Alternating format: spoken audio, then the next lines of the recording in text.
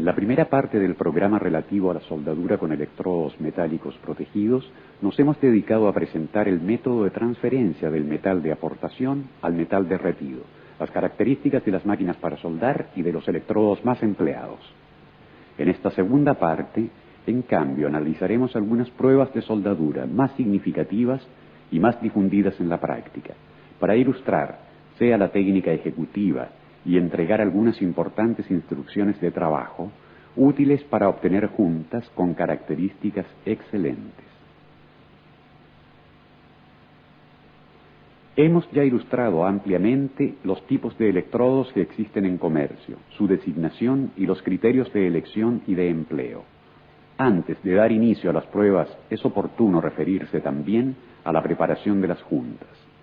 Como se puede notar en el cuadro, los bordes deben ser preparados con formas diversas en función del espesor de las planchas. Para piezas que posean un espesor entre 1 y 4 milímetros, se usan bordes rectos muy aproximados.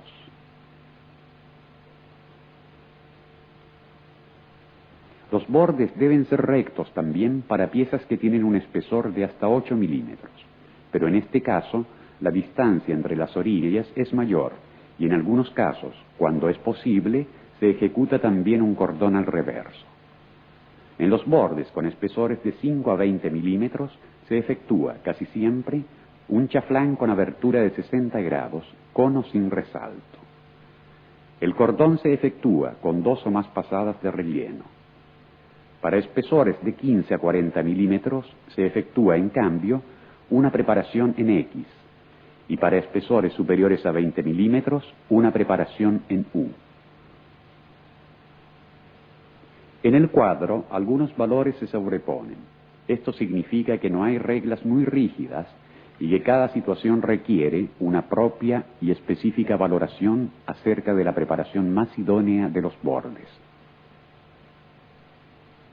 Entre las pruebas sobre acero común FE410, material muy difundido en las fabricaciones, presentaremos la soldadura en plano, con una o más pasadas, la soldadura en ángulo, plano frontal, la soldadura vertical ascendente, la soldadura vertical descendente y la soldadura de una tubería. En la primera experiencia se utiliza un electrodo metálico protegido de rutilo y diámetro de 2,5 milímetros. El material base está constituido, como se ha dicho, de fierro 410 con 5 milímetros de espesor. Los bordes tienen chaflán con ángulo de 60 grados.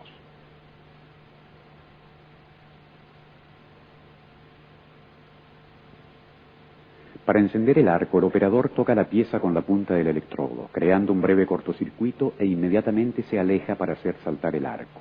El operador desplaza el electrodo de su izquierda hacia la derecha, teniéndolo inclinado aproximadamente entre 45 y 70 grados sobre el eje de la soldadura, en modo de impedir a la escoria de avanzar sobre el metal derretido y provocar peligrosas inclusiones, tanto más fáciles cuanto más profundo y estrecho sea el chaflán.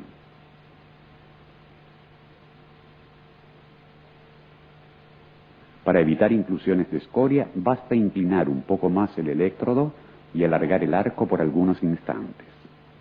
La corriente de soldadura utilizada es de 80 amperios. Antes de cambiar electrodo y reiniciar el trabajo sobre una superficie metálica bien pulida, el operador remueve la escoria misma del depósito precedente. Para reencender el arco, el soldador toca con la punta del electrodo la pieza, con un movimiento tangencial y luego se aleja.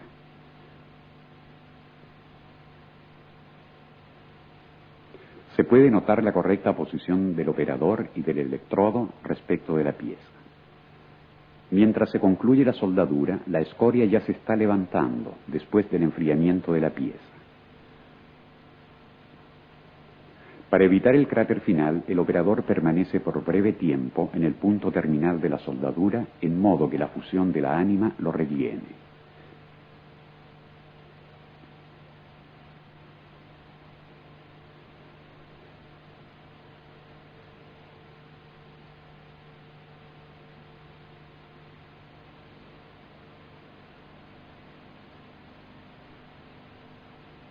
Espesores superiores a 5 milímetros requieren más pasadas para completar el chaflán, con la técnica de pasadas anchas o estrechas, a elección del operador. En un espesor de 12 milímetros, por ejemplo, han sido necesarias 4 pasadas para rellenar el chaflán. Esto ha permitido obtener una junta bien penetrada en los lados y sin defecto.